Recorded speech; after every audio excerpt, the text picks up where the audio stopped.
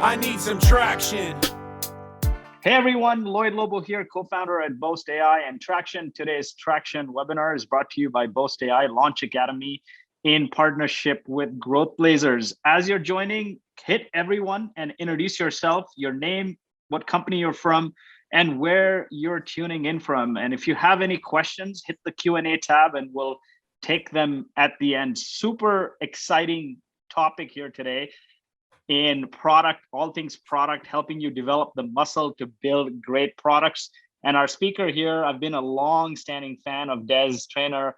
He came to Traction IRL in Vancouver a number of years ago, and he's going to share the playbook for building hypergrowth products. Des is a renowned product visionary, angel investor in 60 companies with a number of unicorns and decacorns in there like Notion. And his role at Intercom as Chief Strategy Officer covers many areas, including R&D, product strategy, engineering, and design. Des, welcome to Traction. Thanks for joining us again. Thank you, Lloyd. It's been a while and it's good to be back. Fantastic. So let's get right into it. We get audience coming in here. You are one of the top visionaries on product strategy. You write a lot on the topic. I read a lot of what you put out. I've probably read every Intercom book out there. Give us your backstory. How did you get to where you are today? And for aspiring entrepreneurs and product leaders, how did you develop this muscle for product vision? My career didn't naturally lead me towards working in product. That was something that I just kind of refined once I got into industry. So I graduated out of computer science and software engineering, started a PhD where I was mostly working on like how can we teach computer science better to students. Dropped out of that and became a usability analyst because I thought I think maybe I had a reasonably decent knack for telling if people were understanding or could understand how to use something. That was the field of usability was very hot in like 2006, 2007. Some of your audience will know. And from there, usability was good for telling people their website sucked. But I think it was probably the 37 Signals blog, which I love the fact that it's back called 37 Signals now, Signal versus Noise. I used to read that and kind of agree with their thoughts. And that kind of pointed me towards product. Then I joined a consultancy, and from there I met Owen, who was former CEO, now chairman of Intercom. We started a company called Contrast together, a consultancy. And then from Contrast, we had a side product called Exceptional. And from Exceptional, we built a little chat widget, which ended up being the genesis of what is now Intercom. So it wasn't like I went to Harvard and studied product 101 to get here. It's been, and to be clear, I think the discipline of product management is it's kind of choppy and changey. It existed in the 80s and 90s, then kind of disappeared for about 15 years, and then it reemerged. And the people who I followed that paid a lot of it, I took a lot of inspiration from, like Ryan Singer from 37 Signals, Bob Mesta, Clay Christensen, and then just general designers who also seem to have a really good knack for building the right thing. It was only really in Intercom when I started to sharpen my lens on product isn't just about being intuitive. It's also about market sizing and understanding the ROI of the work you're doing and how much it'll resonate with your customers and how much they'll pay for it in competitive situations and understanding where your product fits in the market landscape and all that. That was all sort of skills I learned on the job in a sense. Fantastic. And for founders and product leaders, what are the one or two things you recommend they learn or get experience on to get better at product strategy, product vision? I mean, the boring ones, I would say writing is one. I think generally speaking, a lot of people say this, so I don't want to beat this point to death, but clear writing only comes from clear thinking. And whenever you're telling somebody they're a great writer, what you're actually telling them is they've spent a lot of time getting their head straight on a topic, such that communicating it was very easy to understand. Even if it was entertaining, it still had to be easy to understand too. So I think the ability to set a thought, an agenda, a memo, a product description, whatever, out and have it be pretty well put together is honestly, it's skill 101. And it's still, I would say, the thing that separates the great from the good. Other stuff that really helps, though, I think just being a student of great software. I still, to this day, go to Product Hunt on a regular basis and use all the new shit. I still look at Hacker News and see what's bubbling to the top, what are new technologies getting unearthed. I still like would check out every new Y Combinator batch and see what the new products are looking like. What are the common trends? And what the reason I'm doing that is I'm looking at it from a supply side innovation point. Like I'm basically like, what are all the cool things that technology can now do? So like GPT-3 or no code or whatever, like all that sort of stuff. And then the third skill before I stop, I'll just say, so like if one is writing and two is like just being really familiar with like being a student of just great software and like really investing time understanding like why, you know, pick a product you love and really articulate why do you love it. Like, is it because they guess your next step? Is it because you love the visualization of things? Is it because you love the typography? But really understand what makes quality. And then the third piece I'd say is understanding, like developing a knack for understanding the I'll say the word, but I hate like the job to be done, but I'm not looking to go there with the conversation necessarily. But when like every company has their own phrasing of this. In Intercom, we say job to be done. In Stripe, they have an acronym. Well, they have an acronym, but I'll tell you what it stands for is what are you really trying to do?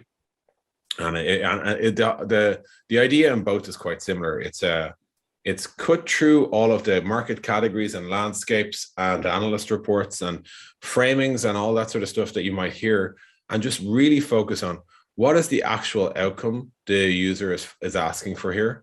And when you can get to that level of clarity, that's like the beginning of a good product definition. Like, bear in mind, like products solve problems. So your understanding of a problem translates into clarity of a product, right? And then the only muscle you need to extend from there to become like a good PM is understanding the adjacency of problems. So people who track time also tend to send invoices. Okay, well then maybe there's the bones of a product that lets you manage your time and bill people for it. You know, understanding how these things fit together. And they usually fit together because they dip out of shared resources or shared entities. That could be freelancers or hours or calendaring or whatever. But understanding like where you can draw the line around a set of like entities and common workflows there on them. And basically from there, construct a product that sits into the lives of your users. That's the essence of product management. Now, not when you go to big companies, you don't get to create new companies. If you go to join Google, they'll have you managing the likes algorithm on YouTube or something like that, right? So like you're not sitting there looking at consumer demand. You're just trying to like fend off various different requests.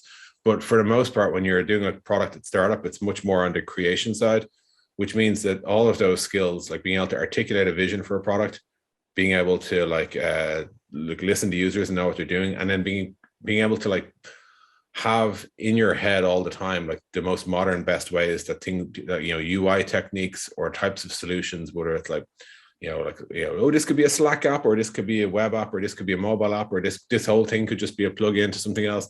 Like having like knowing what's best of breed there as well is essential. When you can do all that, generally speaking, you can formulate a decent idea for product. Beautifully said. Customers are looking for an outcome, and you're a great student of software. You look at Product Hunt. What innovative product are you excited about? What's next at Intercom that you're super excited about launching?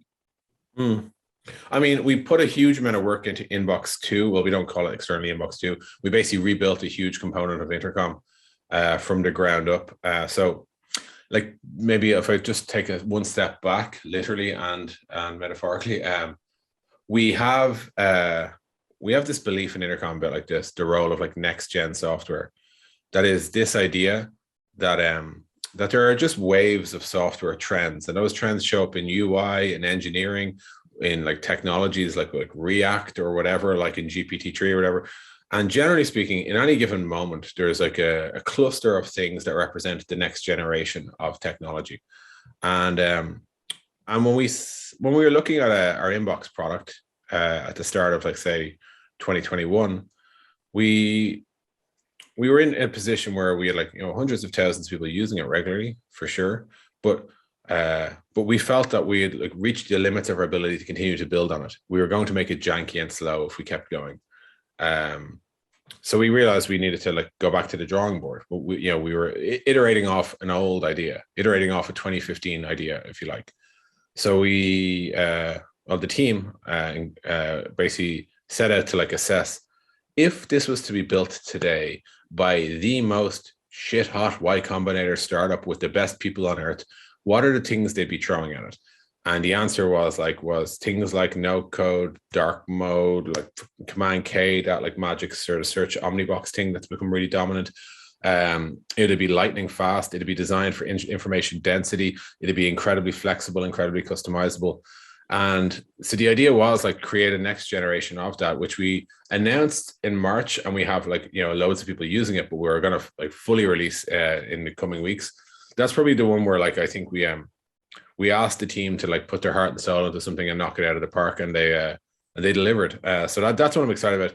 I can't really speak to too many future roadmap moments. I'd say there's also some cool stuff coming through June and July. But if I say any more than that, the team will skewer me because we're not supposed to pre-announce things.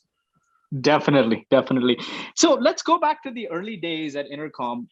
How did you get to product market fit? How did you do early customer development? What learnings can you share with founders there? In the early days, well, for starters, like we were our first customer, and I think that's such a shortcut. It's not essential, but it's such a shortcut for companies. If you're your own customer, you know exactly what you're trying to do. And by your own customer, I mean not that you're like mentally emulating or like playing in simulation mode the idea of being your own customer, but you're actually literally using your product to solve the problem. And we were that. We were using Intercom to build Intercom, to talk to Intercom people, to have the conversations, to do support in Intercom, all that sort of stuff. And so I think your first path to product market fit is often that if it's open to you. Now, it's not always open to you, right? Like if you and me form a spin out and we try and build a new type of intranet, it's really hard for us to be our own customer because intranets only really make sense in large companies or whatever. So like it's not always available, but if it is available, it's a massive sort of step forward. I think, you know, when we launched, Owen, our CEO, designed this landing page that was just a storytelling moment. It was it basically told the story of you can see your customers, you can talk to them, they can talk back to you, you can manage the whole thing, you can talk to some of them and not all of them, you can send different types of messages, you can ask them questions. Don't you wish you had that? You know, and that really resonated. Like it was 2011. You have to bear in mind, like tech was very limited back then, so like that really resonated. When all you had previously was Google Analytics with their like sexy line charts that didn't really tell you much other than like 7,000 hits. We were coming at it from a totally different angle. We were saying like, here are your users. Here is Lloyd. This is what Lloyd is doing in your product right now. Do you want to talk to Lloyd while he's here? And you'd say yes. And like, so like that story just resonated and always has, and probably always will. Like I wrote a post at a time, which is just about like, talking to your customers is one of the most important things that any business in any part of the world does. Shouldn't we make it easier? And that's a large part of what Intercom was about. Then I wrote a long article, which I'll very quickly summarize, about how we got our first 100 customers. But the really short answer is we emailed people and asked them to use our product.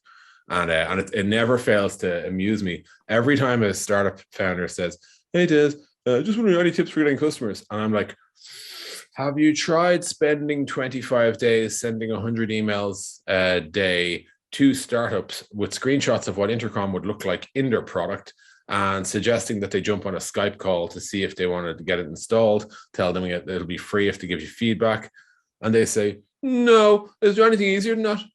And I would say, well, probably not, right? Folks generally tend to like want the easy answer, but the easy answer doesn't work. The hard answer does. The hard answer is like roll up your sleeves and ask loads of people really specifically how would they like to use your product, and if not, why not, and do they understand what the value is, and did they get it intuitively?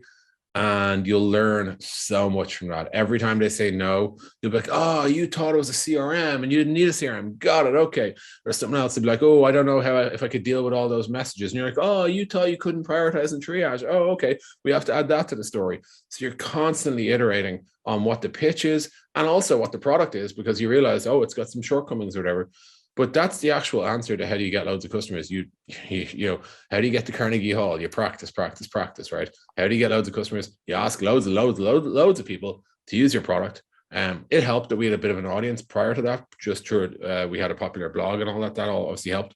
But ultimately, we asked a shitload of people to use Intercom. A lot of them did.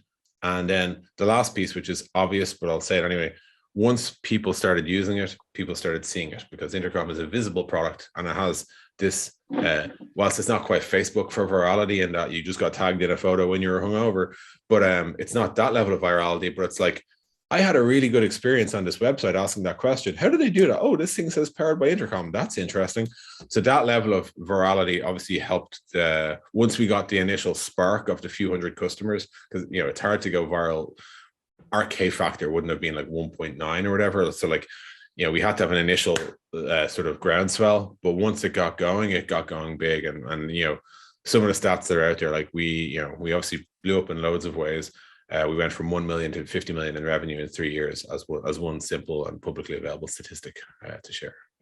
Wow. What were the key elements that enabled you to go from 1 to 50? What were the 2 or 3 things you guys prioritized during that time? I don't want to give you a really glib answer, but like the rule 1 of Y Combinator is like write code and talk to users, and I think that was a huge piece of it. But like, I don't want to discount, like, the virality helped, the thought leadership blogging and the creation of this movement that like actually it's okay to talk to your customers and all that helped. The quality of the product, obviously, and then obviously we were pricing against a metric that like corresponded with a core value that people had. So like, if you have a really small user base, Intercom doesn't cost you that much at all. If you're IBM and you want to talk to hundreds of thousands of people, it's probably going to cost you more. So like, as we kind of started to gather momentum, we started to attract sort of larger customers, and then obviously a lot of our smaller customers went on to become larger customers too. So like, yeah, I can't say there's any like magic wand that will help anyone go from 1 to 50. It's a function, price is a function of customer times ACV, and so your option is get your customer count growing, which we did, and get your ACV growing, which we did. So and I think that's, if anyone's trying to reverse engineer advice from that, it's really just like, get lots of people to get lots of value out of your product, or get billions of people to get a tiny bit of value, or get like 5 people to get billions of value. But like, it's the same formula in all directions. And I loved what you said about emailing a lot of customers, and people discount that, but cold email works. And in the early days at Boast and even Traction, we cold emailed everyone and still continue to do so. And cold emailing is a whole new industry with sales development and whatnot. It works, but a lot of founders don't want to do it. It improves your messaging.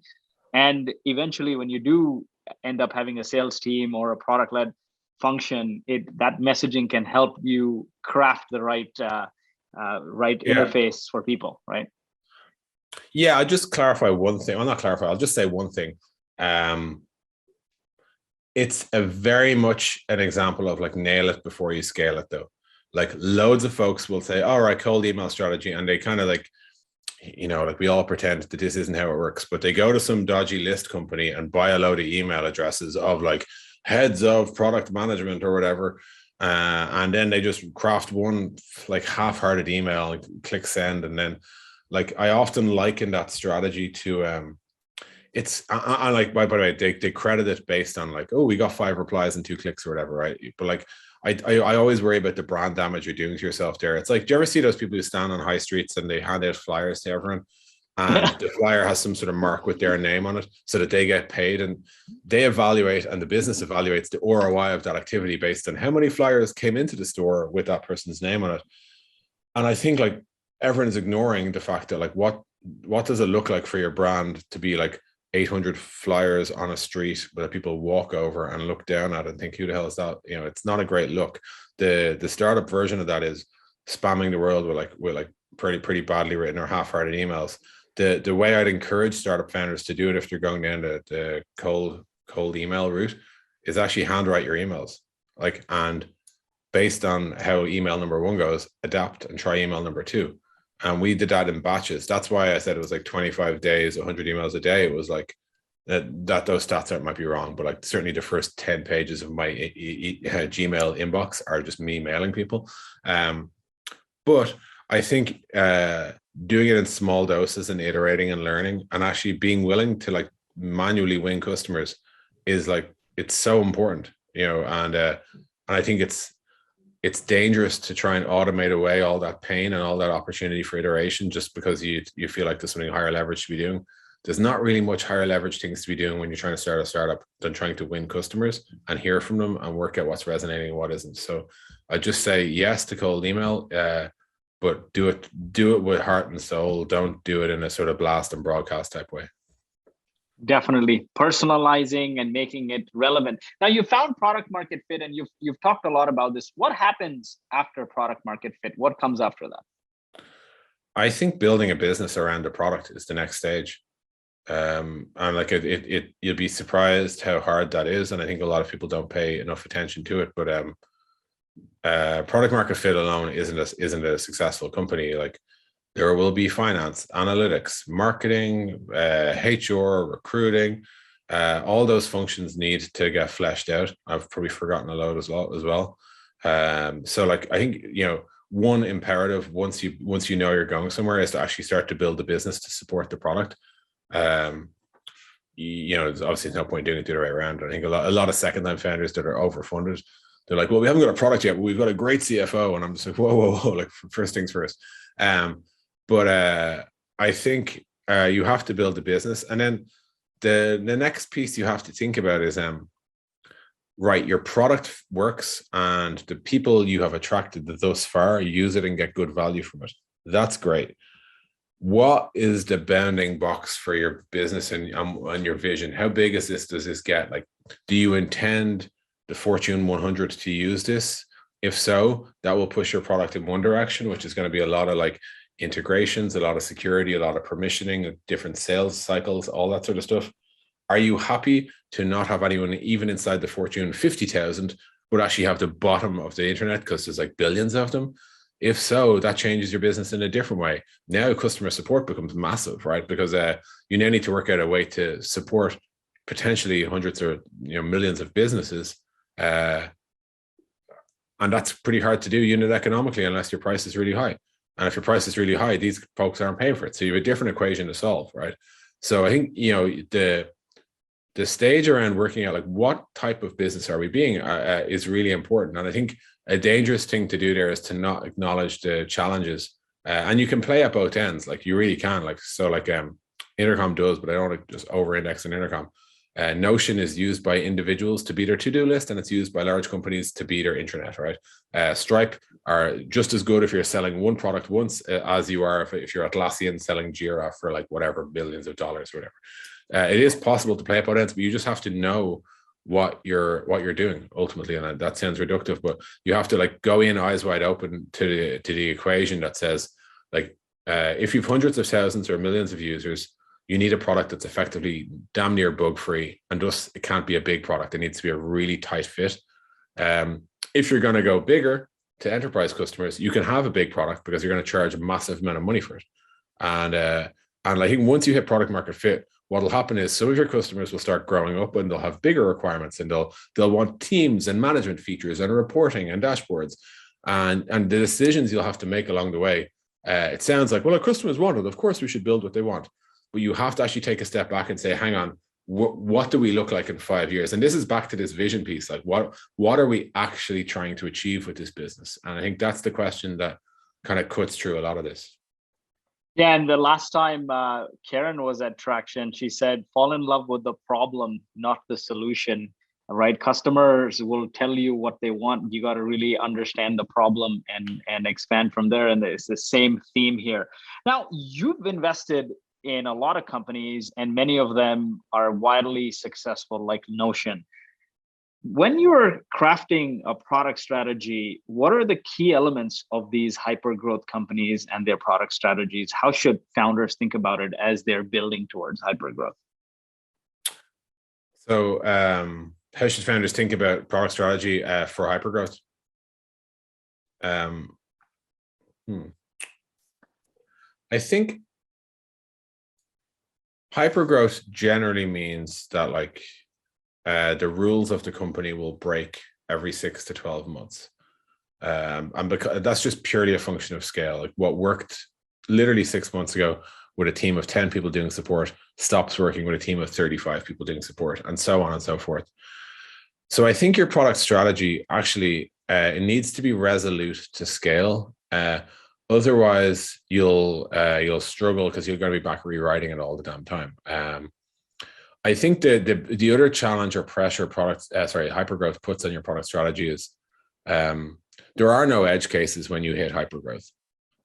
Like we thought we'd never sell to anyone using Internet Explorer, like turns out we have, I think what hypergrowth does is it throws like hundreds and thousands or millions, if you're in consumer land, of customers at your product to find all your edge cases, to find all the inefficiencies, find all the screens that don't work with like big companies, small companies, etc.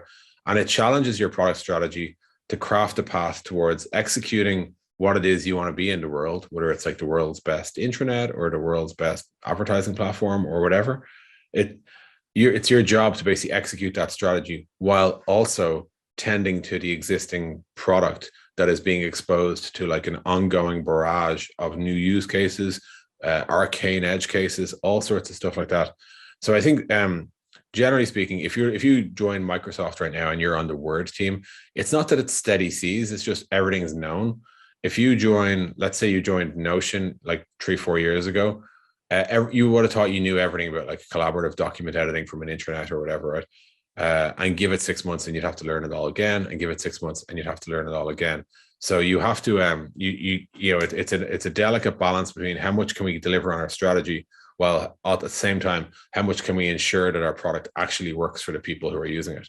And some of this will come back to, again, drawing those lines around like what are you not willing to work towards? Like, so there have been so many like people who would ask us like, I'd love to use Intercom's really high quality targeting ability to run ads on Facebook. And we're like, right, but that's actually not within our, like, that's not something we are going to do. So the answer is basically no. There are other people who've asked us, I'd love to build cohort analysis and have like run a lot of my business analytics through Intercom. And again, that's not what we're here to do. We're here to make internet business personal. We basically build software to make really good sales, marketing, and support teams have really good conversations with their users. And if you want to do that, talk to us. If you want to run analytics and advertising, we're not your person. And but I think having your product strategy has to enable you to say no. Like I wrote this, or delivered, I guess, this famous talk, product strategy means saying no. It's only 7 minutes, unlike this answer. In it, I make the point of like the essence of a product strategy is not what you're doing, it's what you're not doing. It's actually, which itself is a Michael Porter point from his famous paper, What is Strategy? Fantastic. And for everyone else that wants all these tools and features, you guys have a marketplace too. Do you see other smaller startups coming and building apps for your customers? Yeah. Right. And always. I mean, like that's the transition point towards like being a platform, I think, in general. Like, right. Companies need to become platforms when they literally can't serve the needs of all the customers who are asking for these things.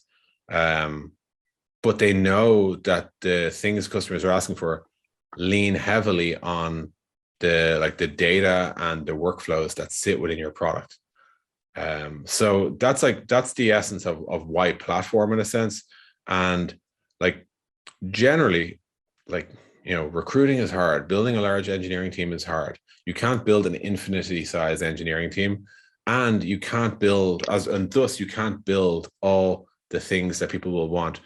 The job then becomes, how do we enable these things to be built versus how do we build them all ourselves?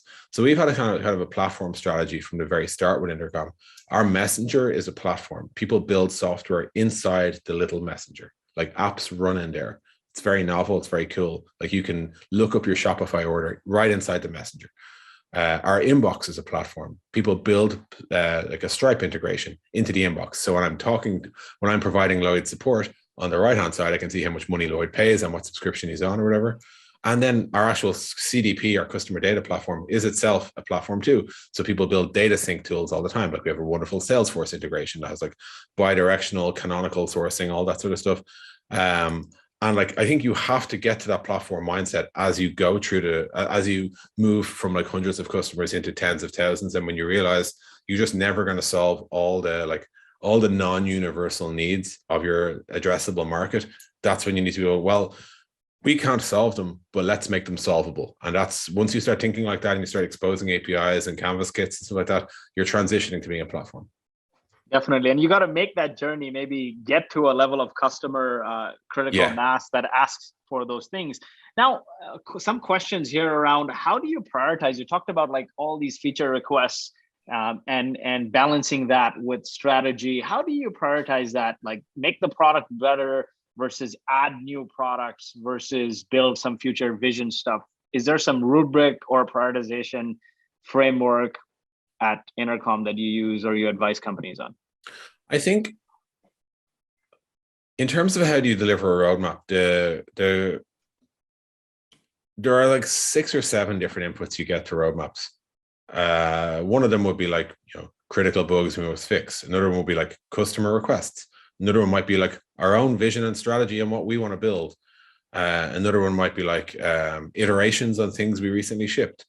And I think like any roadmap is itself a cocktail of like 20% this, 40% that. But I think you generally speaking, you have to earn your right to innovate.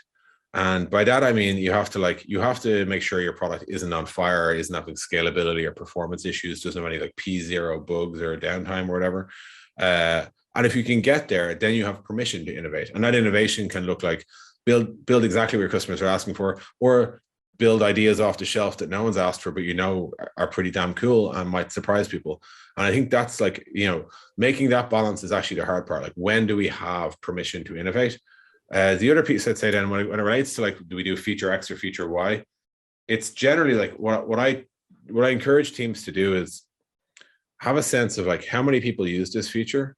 And like, if you're further up market, you could also ask like, what's the total like contracted value of all the customers who use this, just so you're revenue weighting as opposed to logo weighting.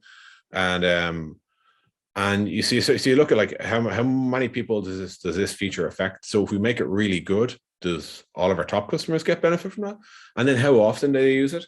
So if you take something like, say, our inbox, we made our inbox really, really good. And that affects all of the people all of the time. So it's like, it's a high priority thing, and we'll like, when it goes universal or it goes into full release, it'll improve hundreds of thousands of people's like working lives. But an equally valid argument would be like, hey, a small piece of work here's 5 of our large accounts have one feature that they want improved, but it's only 5 people, but it could be like millions of value. So you might similarly prioritize that. It comes down, and that's a different way to think about it. But like a lot of this will come down to what type of business do you want to be? How much do you want to weight towards revenue? How much do you care about customer satisfaction? How much do you care about big customers versus small customers? Like, they're all decisions every startup has to make, and they're kind of core to how the startup works. Certainly. Now, from Intercom's example, because I was using it maybe like in your early days, right?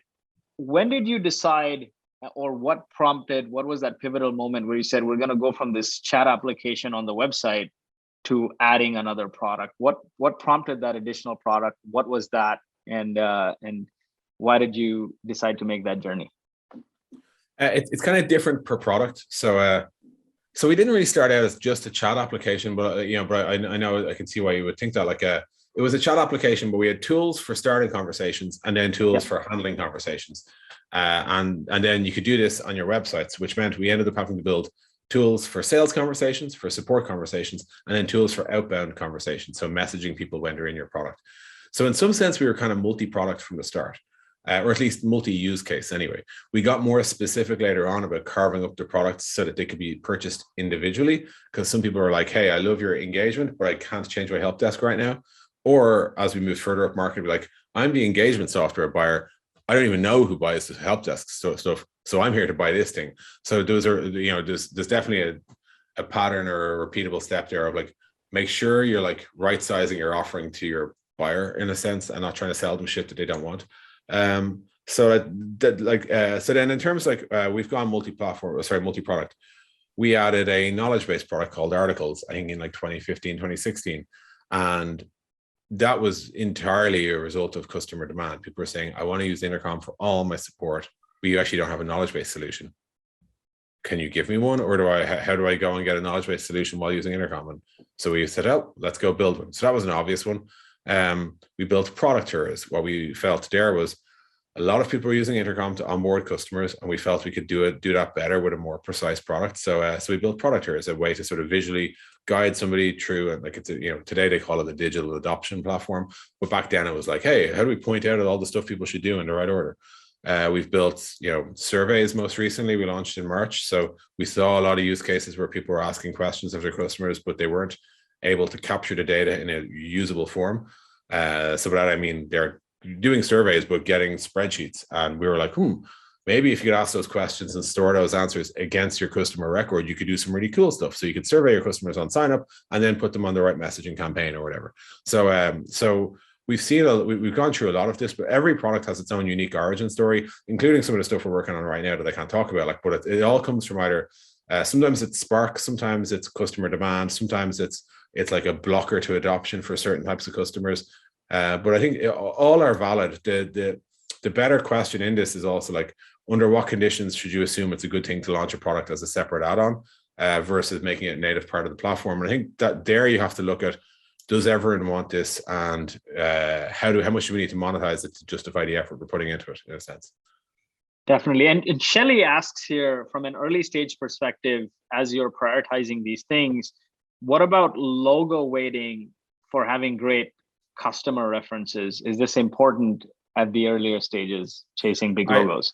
It's a good question, Shelly. I think, yes, you always want like good reference customers. The thing I'd always caution though is it can be risky for a startup to say claim that like IBM as a customer because the person who works on the lunch order taking thing installed their product or something like that, right? I think it's make sure you're chasing customers you can actually serve. So like, let's say, for example, you win over one of the Fortune 500 in a weird arcane use case, and you make a big song and dance about that, and then you attract the rest of them. They're all just going to churn. Like, so don't kind of fool yourself. Make sure that you're like, and same with weird edge case usage. We've made this mistake from time to time where we promote people who use us in weird ways, thinking that was cool. Like, oh, isn't it great how they're using us in surprisingly weird ways, whatever.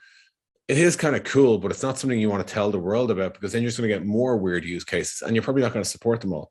So these days, when we talk about like our customers, we'll talk to you about like Atlassian, for example, right? They use us to improve support. They get great CSAT out of using Intercom, and they can reply to their customers really quickly, and they get a great sort of response time. They increase customer satisfaction. It has worked really well for them. And we're happy to tell that story, and we'll push that as a customer case study, because we know that we can serve Atlassians and we'd like a lot more of them. And we also know that the value and the proof point is there. Same with like any of our, I mean, I don't want to go through all of our case studies. This isn't an Intercom ad, but like, I think it's, I guess to Shelly's real point, you should definitely focus on the best, like most known logos that you can definitely serve well and want more of, such that they won't churn, they'll have positive NDR. Because there's nothing worse than having a load of brands having tried your product and thrown it away. You just end up with these negative brand ambassadors out in the world, which you don't want. Okay. And then doing bespoke things also is not scalable. Eventually you want to cover the problem set for the large portion of the market, right? Yeah. Have you ever had to pull the plug on a product or a feature? Like, how do you know? How should founders think about it? Because especially at the early stages, you get this feature love, right? It's like, it's my baby. I don't want to pull the plug on it, but nobody's using it. How do you think about that? I think you have, like, for Intercom's broad enough, right? Like, we already do sales, marketing, and support. We have a knowledge base, we have an in-app messenger, we have an Android SDK, iOS SDK, God, you name it. Like, it's a big bit of software. So we just really can't afford many passengers. Like, every product and every feature needs to actually be like worth maintaining. So if something isn't getting adopted, we don't just immediately delete it, like yeah, kick it out in the curb or whatever. We basically go back to the drawing board on what did we get wrong? Like, are there assumptions we missed? Is the product in some sense incomplete? Is this a discovery problem? Does no one know we have it? Oftentimes, like, we're often quite thoughtful, probably too thoughtful about messaging our customers. about various features that we've released, and as a result, people can just miss things because again, we're a big product; it's easy to hide. So for any feature, and I'll tell you a few we've killed over the years, but like for any feature, we look at who's using it. If it's not getting any usage, we work out why. We also ask ourselves, how important is it? Like if no one uses it and it's not that big a deal, fine, we'll just kill it. As in the battle's not worth it. But if it's something important, then yeah, we have to be like, hey, let's learn why the hell this didn't take off, what's not popular, what did we miss, and then it's crucial you get the learning, even if you go and delete the feature. The learning is what's most important. And I think generally speaking, companies and startups they should always optimize for the learning. So like, why do you talk to every churned customer? It's not to try and win them back, it's the learning. You'll always learn something, and like that's just really, really important. Even like every employee on the way out the door, what didn't work for them, all that sort of stuff. So in the case of like the features we've killed, so we had a feature called Smart Campaigns, which was a really kind of fresh take on how to prioritize marketing campaigns. You basically told us what was important, and we worked out the messaging order. I think it was ultimately too confusing and not familiar enough for customers. So we instead built Series, which is a different take on it altogether, no code, drag and drop builder for orchestrating your marketing logic. We used to have a user gallery. You could click in and see all the faces of all your users everywhere. No one used it, and no one used it except for a small percent. They'd report bugs in it. We wouldn't fix them. We started to realize there's no value in carrying a valueless piece of buggy product. No one would miss it if it was gone, but when it's here, they expect it to work. So let's get rid of it. So we killed that. I try to think we also we used to have a mapping feature where you could share a public map of the public part of this. You could share out to the world a map of where all your customers were. People loved it, but again, hard to maintain, not massive value, despite the fact it was kind of enjoyable for cool startups and they'd use it in their pitch decks and stuff. But we ultimately killed that as well. There are others. There's also a product that we killed halfway through. We had a video messaging solution that we half started and stopped many times. And I'm trying to think of other stuff. But like, you'll just have to trust me. Like, there's a lot of stuff. Like, we have to be good gardeners because the garden's so big that we just can't have weeds. If one weed gets in, lots of weeds get in, and that results in a bad product. And ultimately, the reason you care about all this, it's not having a piece of shit feature live in your product is really bad for your brand. If it's not there, people don't miss it. But if it's there, people think it'll work, I love that. If it's a bad feature or product, and if it's there, people will use it. And so it's better to kill it. Think like a gardener. That is fantastic. Now, Intercom has been one of the early advocates and poster childs for product-led growth and product-led in general. As you advise companies and you build your own products, what are key traits for success in product-led? I think, let me think. The product-led motion has a few kind of hard requirements. And I think everyone loves to say we're a product-led growth company, but it's that you can't just label yourself. I mean, you can and stick in your pitch deck and see if they fall for it. I don't care. But I think like the way it works properly is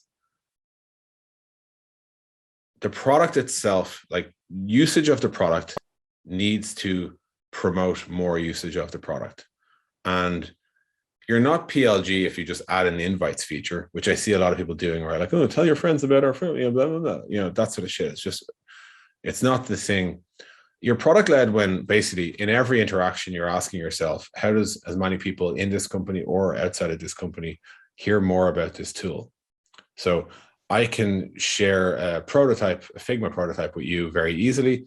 And Figma doesn't care if you're in my company or not. It'll let you create your own account, and you can comment and I can comment and you can comment to your friend, and your friend will come along. And if your friend starts their own Figma drawing, they can tell their friend. And like, that's like, it's fully unlocked in a sense. Now, the ingredients are, you have to hear about the product in the right context. So like as I said earlier, like the powered by Intercom thing is one example. That's also in the emails and all that sort of stuff.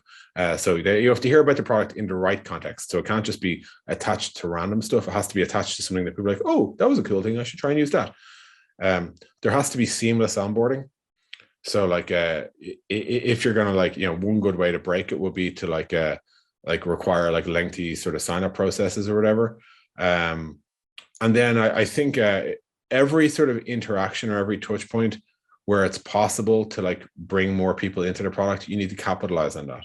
So to give you an example, in Intercom, if you wanted to include somebody else in a conversation, you can do it just by throwing their email address in, and that will work, right? Like it's like you have to be able to seamlessly bring people into your product or onto your platform. And I think when you have all those ingredients together, you have I would say, a chance. And then the piece that actually makes it work is your product any good, right? The only last thing I'd say is just always think about like single player versus team mode. So like if I come to use your product as me, a person just by myself, does the product make sense until I add people or not? I think a lot of PLG strategies fail because they don't realize that. They kind of like, they mess up in a sense. They think any individual, like I'm a whatever, like I'm trying to invent software here. I'm a HRIS platform like Workday or whatever. Surely people will just sign up and start using it. It's like wrong. They're not going to sign up and just go and create their whole org or whatever. You know, it's like, it's a messy onboarding and it's no use as a one-player product. It only exists as a multiplayer product versus say Figma, you'll happily drag and drop and draw shapes and shit. So I think you have to think about that. So like, but just to zoom back a bit, like PLG is a way to grow your business. It's not the only way. It's definitely hot right now, to the degree that anything's hot right now in the stock apocalypse of 2022. But like, just bear in mind, like, you know, it's not the only way. You don't try and force it, because you'll probably just make a really messy sort of experience, or whatever.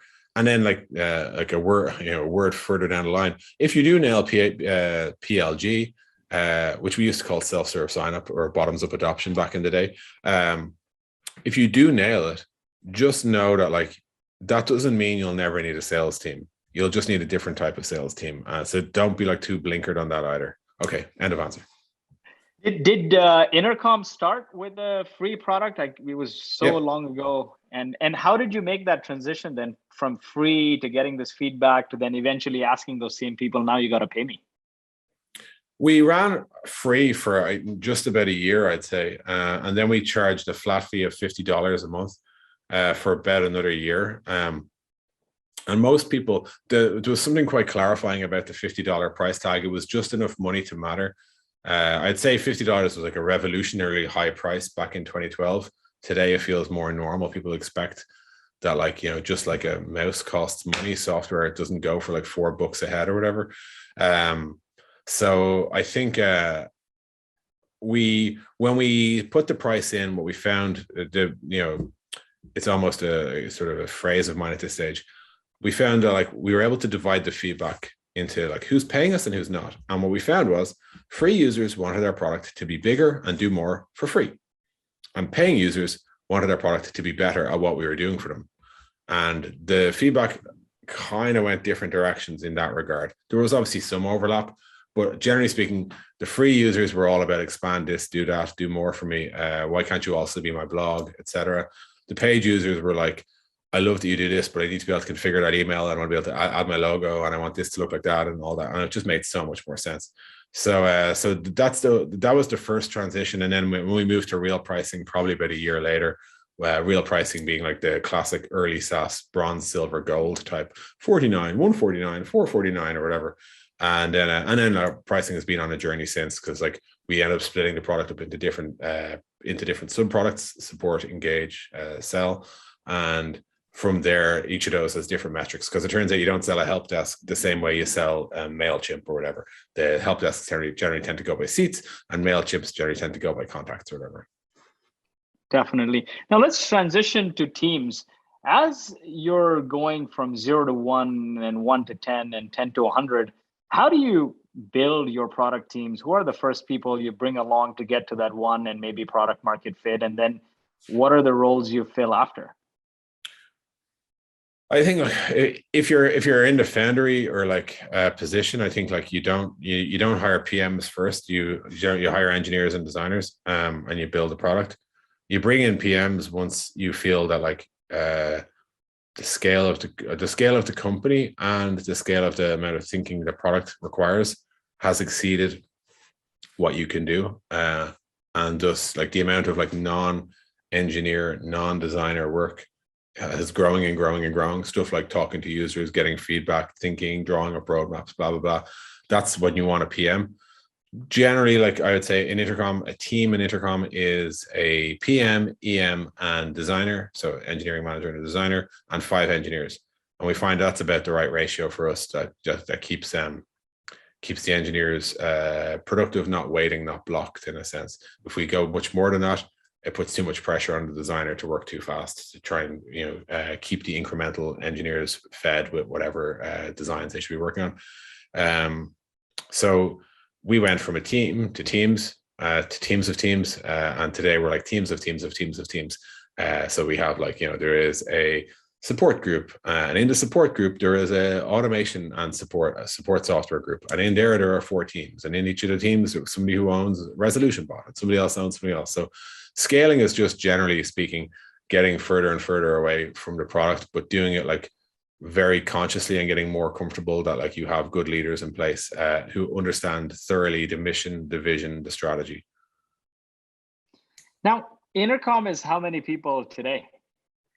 I'd say we're, I don't know, maybe over 750. I actually don't know if we have a public figure on it, but like it's over 750 is my guess. Fantastic. So how do you grow up and continue to scale while keeping that startup spirit? Because that's really hard, right? You bring all kinds of people, they have come with a different mindset, come with different values. How do you grow up without growing old? I just say like there's two sides to that. So the first piece is like, how do you keep everyone aligned, right? And I think generally, like, you have to spend a lot of time thinking about employee onboarding and making sure that when people are aligned, that they understand the values of the company, that they understand the principles by which we build an R&D. If they're a designer or a PM or an engineer, we have sub principles for each of those functions as well. And generally, it's really important to keep everyone on the same page, which means for everyone to be on the same page, it means there has to be a page. And in our case, we have several pages that articulate what we're trying to do, how we work, all that sort of stuff. And then and that's how we work within R&D, say. And then separately, like, how do we work across the company? Well, that's when the company values come to it, because like it, sales and engineering don't actually share a lot in terms of the actual day-to-day work, right? Like they're generally selling, they're generally building. And but how do you make sure when 2 people interact between sales and engineering that it's a positive experience for both employees and you don't lose people? The answer is usually values, and we take values pretty seriously in Intercom. So like we actually have I have a value book. Like one of our values is we think big and we start small. That speaks how we build. We obsess about our customer success, but we have 6 values. And I think it's all of that stuff sounds fluffy, but I'd really, really, really suggest that companies invest in it earlier than it feels necessary, because it's what actually helps you scale, especially if you are going to go through hyperscale moments. You need to make sure that you're hiring people who are aligned in values, and then also within the functions aligned in how we work. And it comes back to that idea of there has to be a same page. So like, when you say, oh, Johnny and Jenny both joined and they weren't on the same page as us, I'm always saying, show me the articulation of the strategy, show me the articulation of the principles, the process, how we build, etc. Now, the other half of your question, though, I think is important to get to. You also don't want to stay a startup forever. Like, you don't want to be a perpetual Peter Pan, right? And I think oftentimes people talk about, how do we preserve our culture? And I'm always saying, like, it's not some sort of relic that we found that we want to put under glass in a museum. We don't need to preserve it. We need to evolve it. The culture needs to serve the business who we are today and who we want to be tomorrow, as well as who we were once back when we started. And I think you should just be wary of people who talk about cultural preservation, because they can often be like trying to stop any change. And if there's one sort of guarantee in startups, it's that you're always going to be changing. And if people aren't comfortable with that, they end up perfectly prepared for a company that no longer exists. So I just say, like, every time, like, if you go and you hire a COO or a CFO or whatever, right, you hire some super senior new function, people are like, oh, it sounds like we're getting big and grown up now. Yeah, that was the dream, because we're not going to make Intercom personal if there's just 47 of us in Dublin. Like, like we need to get out there and actually execute the whole ambition. So I would just caution people to not hang too much on words like preserve or stay startup-y or whatever. The piece of stay startup-y that is essential, I think, is the experience of building software. Not necessarily the method, to be clear, but the experience. So does bullshit get in your way when you're trying to do things? That's really, so we invest so much in, say, like time to production, how fast our test suite runs, all that sort of stuff. We care about that because we actually want to be a great place to be a designer, an engineer, a PM, etc. We care deeply about like us being a brilliant place to learn, to develop, to build your career, and move forward in general. And I think that's like essential. And when people think about big company in that context, what they hear is we have a quarterly release, and if you didn't get your test suite passed by the 5th Sunday of June, you're shit out of luck and you're going to be into the December release or whatever. Like, we never want to get that direction, right? So we deploy to production over 200 times a day. We ship about 140, 150 new features a year to our customers. So we obsess about that level of momentum, and that is the startup piece that I really, really think a lot about keeping. Definitely. And part of that experience also is something you've said in your talk when you came to Traction is no snacking. Elaborate on that a little bit. What is no snacking? I think so. No snacking I think it's a Hunter Walk phrase in its origin. If you leave a team without a strategy, generally speaking, they'll snack. And what snacking is to me is there are things that are hard, like high effort, and there are things that are high impact, right? And you want your team working on things that are high impact. Now, most high impact stuff is also hard, right? So as in, it's going to take a lot of resources to build that brand new product. Occasionally, you'll have the odd nice treat where something is both massively valuable and also only a small bit of work. But generally, as a company matures, that stuff's all taken. You've worked it all out. It's rarely sitting there. Stuff like let's rewrite the whole thing in Rust because Rust is cool and I read this blog post, whatever, that tends to be like high effort, low impact, right? And it's usually pretty easy to stay out of there, right? You just say, hey, what the hell? Outcome over output. What the hell are you doing? Nothing. That's not useful. Now, the snacking piece refers to stuff that's low effort and low impact. And you have this cyclical justification. Hey, that stuff didn't do anything. Well, we only spent 4 weeks in it. Or why are you only spending 4 weeks in this thing? Well, because it's probably not going to do anything. And you can easily lose quarters, or like, in startup speak, minutes or hours, but like you can easily lose chunks of roadmap to snacking. It's usually a sign that there's no clear strategy. People don't know what the next best thing to do is. So they generally tend to find something that's pretty small and pretty meaningless. And they do that. But what they're actually telling you when they're snacking, and by the way, it's not their fault. They're snacking because they don't know when dinner is. You know what I mean? Like they don't know what's the thing you want me to do so that I can actually, give me the big pitch for the big thing that you want me to take on. And I'll go and I'll knock that out of the park. But until you do that, I'm going to sit here snacking because I'm a good person. I'm not going to like steal a living. I actually want to do stuff, but I don't know what to do. And I don't want to start some gargantuan project that might be wrong. So what do you expect me to do? So just bear in mind, like everyone knows what snacking is, and oh yeah, my team, it's their fault. It's not bullshit. It's your fault.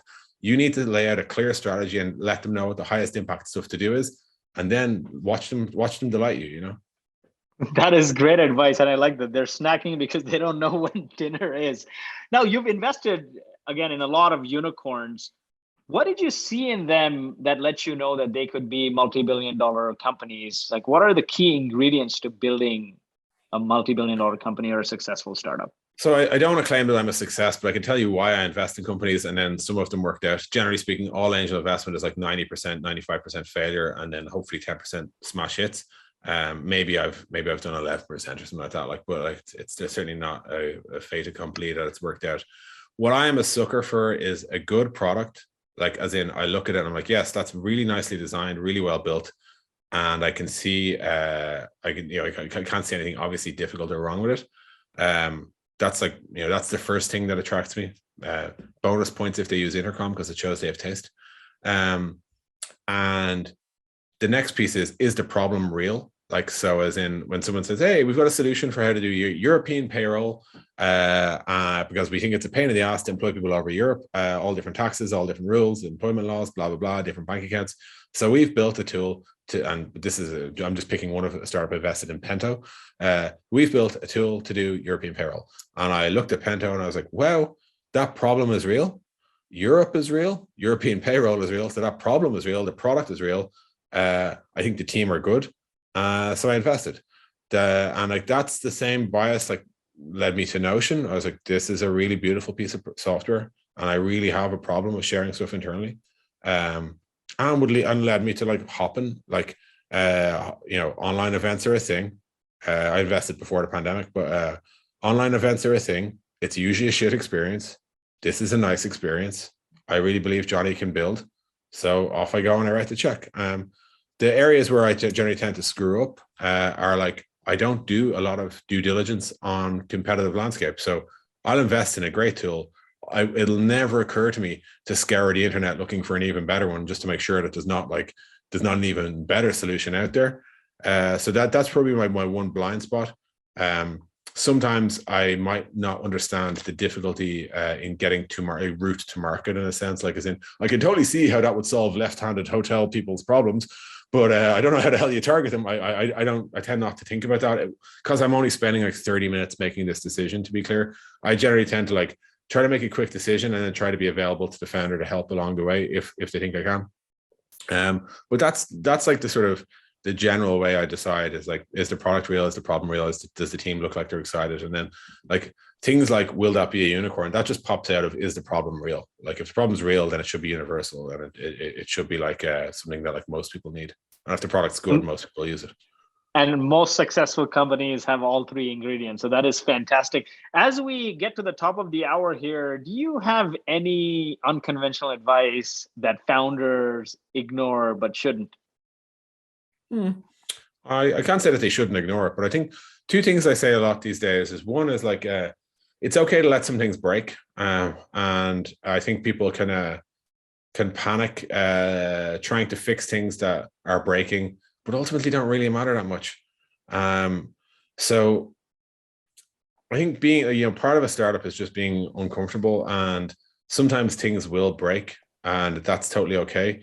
A related point I'd say is sometimes you need everyone to understand that something's broken before they'll get on board with a solution. So I often say people won't buy a product until they've bought a problem. People won't buy a solution until it's hard to sell people on a solution until they've bought the fact that the problem exists. So I think letting things break, or at least knowing when it's okay to say, hey, I'm going to let that employee make a mess of this so that they understand what they got wrong, so that this is a learning opportunity for them, so that they'll never forget. Because if I run around preempting all of their problems, they're never going to learn. And then a separate piece is something we've kind of like, we talk a lot about in Intercom is like pendulum swings. This idea of like, you're going to go from here to over there, and like, that's crazy. You seem to not know what you want to do. Like classic will be like, let's fix all the bugs. Let's build new software. Let's fix all the bugs. Let's build new software. And I think like what I'd say about pendulum swings is,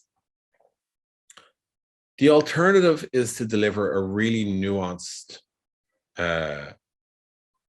like hedging your bets type message to the company, and expecting them to make case by case decisions of, am I fixing bugs today or am I building new software? And like even error by error, or like decision point by decision point moments. By the way, someone from Shopify, or I think Shopify had a really great tweet storm on this, and I don't want to pretend that's purely my idea. I will say we've always talked about pendulum swings because our employees used to say it back to us. What we've realized is it's not the worst thing in the world to say, we're going to be all about this, and then we're going to be all about that. Because the averaging out of all that ends up being the middle ground you were hoping for. But the clarity and communication you get by saying, we're doing X, only X, nothing else, and then later on saying we're doing Y, only Y and nothing else, is so much better. And like, if there's one thing that gets hard as you scale, it's like clear company communication, and nuance is lost, and it just confuses the shit out of people. So oftentimes when we're looking at like, we need to do these 3 different things, the question will often be, is there a pendulum swing option here? Does sequencing, is there a way to sequence this so that we can say, this is the top priority, that's the top priority, this is the top priority, and get them all done with equal amounts of prioritization? I think that's like, it's a useful approach to take sometimes, not always, but I think it gets under adopted. And the reason it gets under adopted is because it does mean standing in front of your employee base and looking slightly like somebody who changes their mind a lot. So like, hey, last month you said X and this month you said Y, and I'm like, and both are true. Imagine that, So you have to be comfortable being uncomfortable in that regard. But as long as you tell your employees what you're doing, some of them still get on board with it too. Fantastic. Now, you got a number of books on your shelf. What are your favorite books that you recommend? Ooh, I don't know if they're on the shelf. Let's have a look. There is some here. So I'll actually give me 1 second. I'll pull.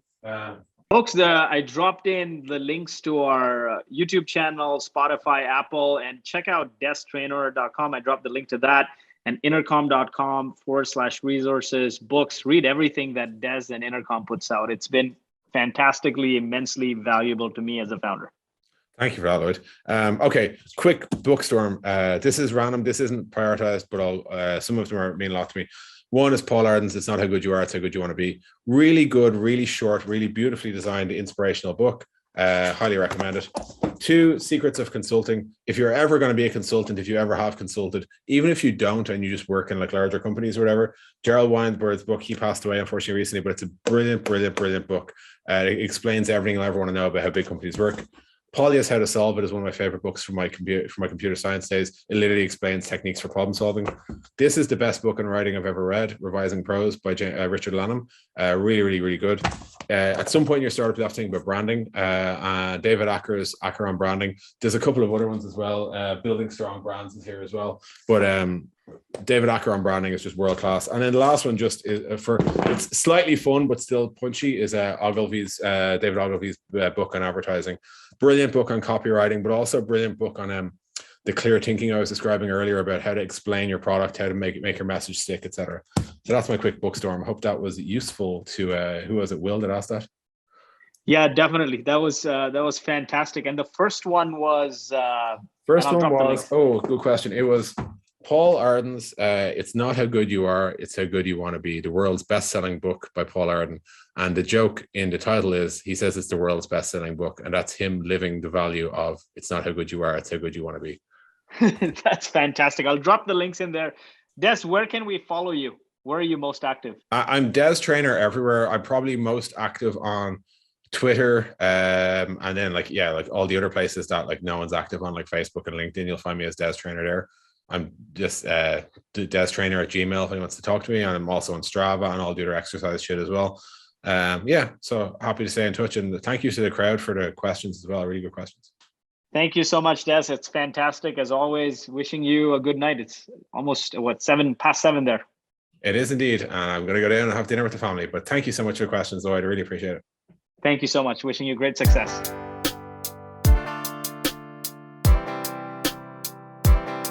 I need some traction.